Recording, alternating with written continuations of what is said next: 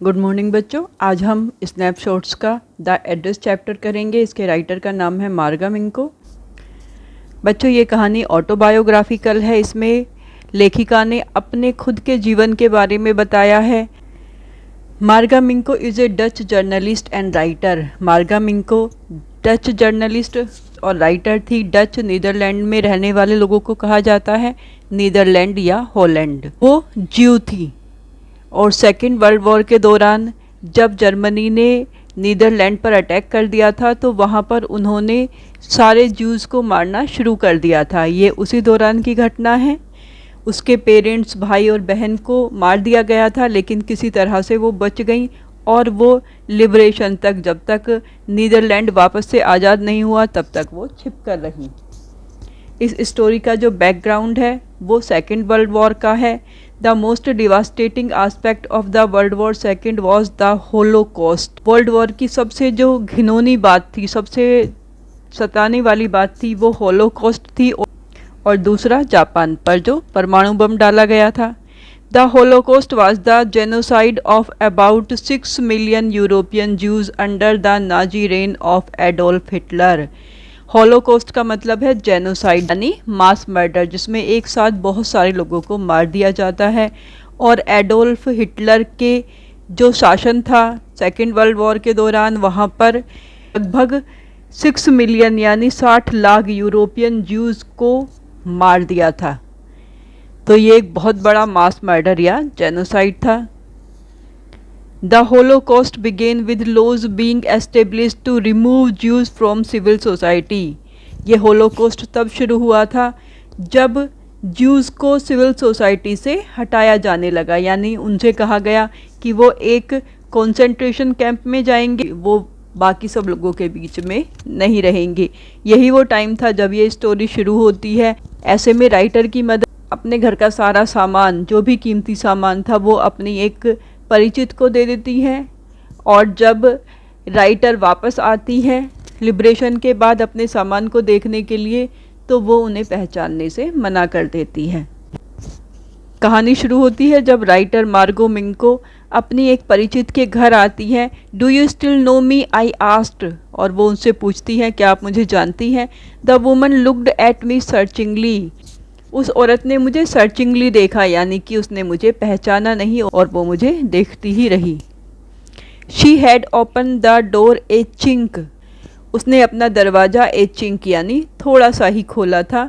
I came closer and stood on the step. मैं और पास आई और स्टेप, घर के दरवाजे के बाहर जो सीढ़ी होती है, उस पर खड़ी हो गई।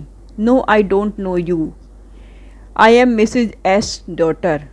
उस औरत ने कहा कि मैं तुम्हें नहीं जानती, तो राइटर ने उसे बताया कि मैं मिसिज एस की बेटी हूँ। She held her hand on the door as though she wanted to prevent it opening any further. उसने दरवाज़ा अपने हाथ से पकड़ा हुआ था ताकि वो और ना खुले, यानी वो नहीं चाहती थी कि घर के अंदर का कोई भी सदस्य देखे कि वहाँ पर उससे मिलने के लिए कोई आया है। Her face gave absolutely no sign of recognition. उसके फेस ने कोई भी साइन नहीं दिया रिकॉग्निशन का, यानी ऐसे लग रहा था उसके फेस को देखकर जैसे उसने राइटर को नहीं पहचाना। She kept staring at me in silence. वो चुपचाप मुझे घूरती रही। Perhaps I was mistaken. जब उस औरत ने राइटर को नहीं पहचाना तो राइटर को लगा कि शायद उनसे गलती हो गई है। आई थॉट, मैंने सोचा, perhaps it is not her, शायद ये वो नहीं है। I had seen her only once flittingly. मैंने उन्हें सिर्फ एक बार देखा था और वो भी फ्लिटिंगली, यानी कि बहुत कम टाइम के लिए देखा था। And that was years ago, और ये सालों पहले की बात है। It was most probable that I had rung the wrong bell. हो सकता है मैंने गलत घर की घंटी बजा दी। That woman let go of the door and step to the side. फिर उस औरत ने दरवाज़ा छोड़ दिया। अब तक वो दरवाज़ा पकड़कर खड़ी हुई थी, उसने दरवाज़ा छोड़ा और साइड में हो गई, यानी अब वो पूरी दिख रही थी राइटर को। She was wearing my mother's green knitted cardigan.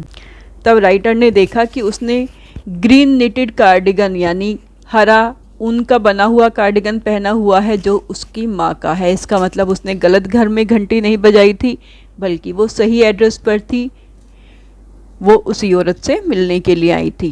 The wooden buttons were rather pale from washing, उस कार्डिगन के जो बटन थे वो पीले हो गए थे वॉश करने से। She so that I was looking at the cardigan, उस औरत ने देखा कि मैं उसका कार्डिगन देख रही हूँ। And half hid herself again behind the door, और फिर उसने दोबारा से अपने आप को दरवाजे के पीछे छिपा लिया।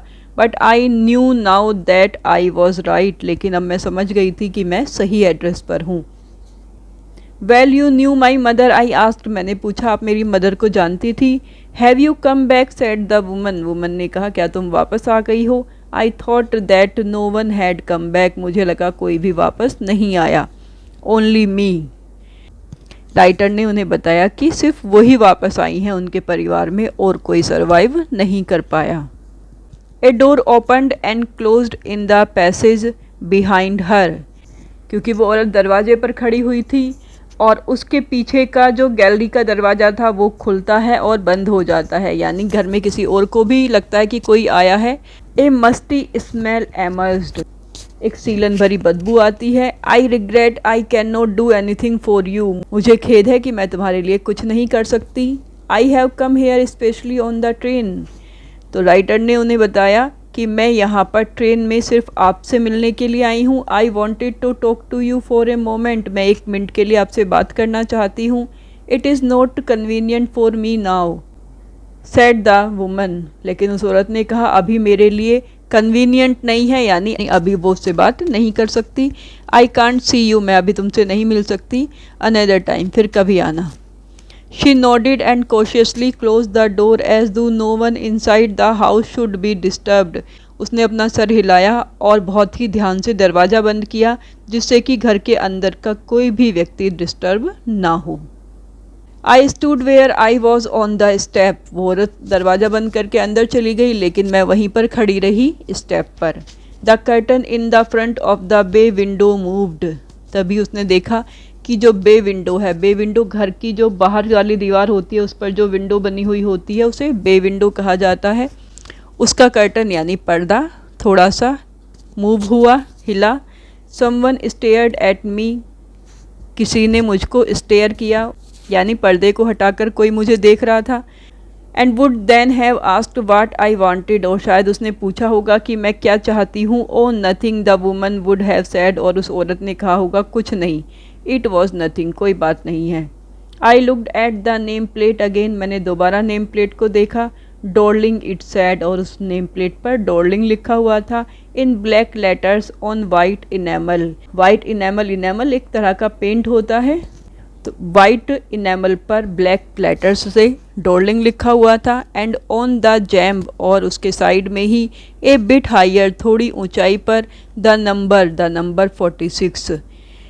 46 नंबर लिखा हुआ था। और यही वो नंबर था जो राइटर की मदर ने उन्हें दिया था कि अगर वो वापस आती हैं तो वो इस नंबर पर जाएंगी और उनका सारा सामान उन्हें मिल जाएगा। As I walked back to the station, जब मैं वापस स्टेशन जा रही थी, I thought about my mother, मैंने अपनी मदर के बारे में सोचा। Who had given me the address years ago, जिन्होंने कई साल पहले मुझे ये एड्रेस दिया था। It had been in the first half of the war, उस समय वॉर का फर्स्ट हाफ चल रहा था, यानी ये 1940-41 की बात है।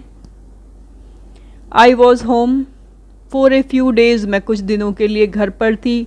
And it struck me immediately that something or the other about the rooms had changed, और मुझे अचानक से लगा कि हमारे रूम्स का कुछ ना कुछ अचानक से चेंज हो गया है, यानी रूम में से कुछ चीज़ें गायब हो रही हैं। आई मिस्ड वेरियस थिंग्स, मैंने बहुत सारी चीज़ों को मिस किया जो रूम में पहले थी पर अब नहीं थी। My mother was surprised I should have notice so quickly, मेरी मदर को आश्चर्य हुआ कि मैंने इतनी जल्दी ये सब कुछ नोटिस किया।